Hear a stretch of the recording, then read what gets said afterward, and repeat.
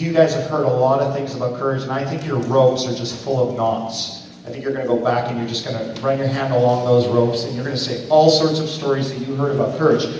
But I always love to end with this guy. And I don't know if you got that next slide up there. You might know him already. He was a lot younger when he first did this, but he had a lot of courage right off the bat.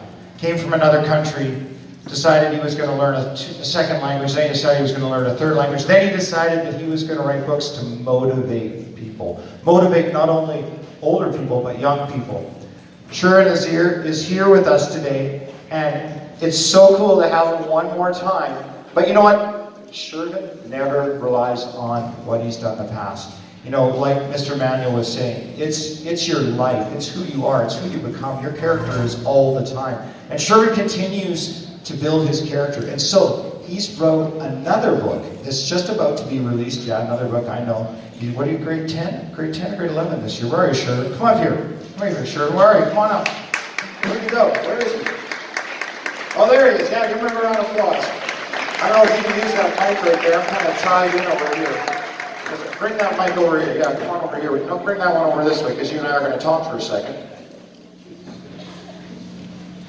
So, I know that, you can hit the next slide, Mr. Taze. I know that you wrote this new book, and so I had a couple questions for you. Now, believe it or not, I got the belt on, and this new book is called Beast Mode, right? Beast Mode. You know what Beast Mode is? Well, Shervin's going to tell us a little bit about what it is. Now, what did you hear today? I'm putting you on the spot a bit. What did you hear today, Courage? Because I know you're a thinker. You're always thinking. Because you can't write books like this unless you're thinking. And I think that's for you. What grade are you in now? 9. I was going to say, I said I'm thinking 11. Wow, that's impressive. So, does that work? Is that mic on? No, it's not. You're going to use this one. Come on over. We're going to get a little closer. So, tell me a little bit about Courage. What did you hear, Courage, today? Okay, so,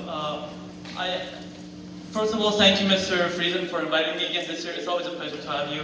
And I thank you personally for all the encouraging you do on the young generation. Courage is when you are willing to take steps that others aren't. What does that mean? So, I came to this country with zero knowledge of the English language. I was missing a necessity that children need, which is language, to connect with your peers. I couldn't speak a word, and I felt jealous inside of the kids that actually could speak it. Now, looking back at it, that's a pretty small thing, language, but back at the time it was a really big thing for me. I felt lonely inside. I felt like I lost something. But what was the change factor? What was the change factor? It was courage.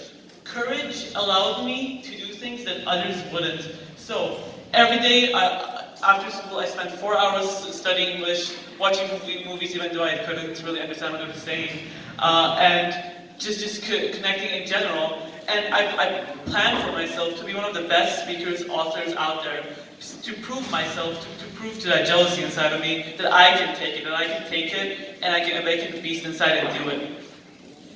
So you were building a beast mode right inside of you. That's what you were doing. Nice. And I'll give you the spell. You can have the spell.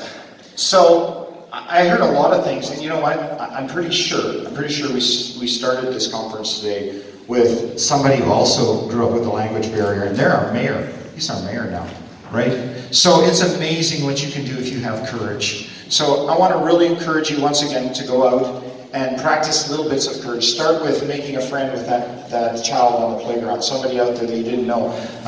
Wear something that you think looks good, okay?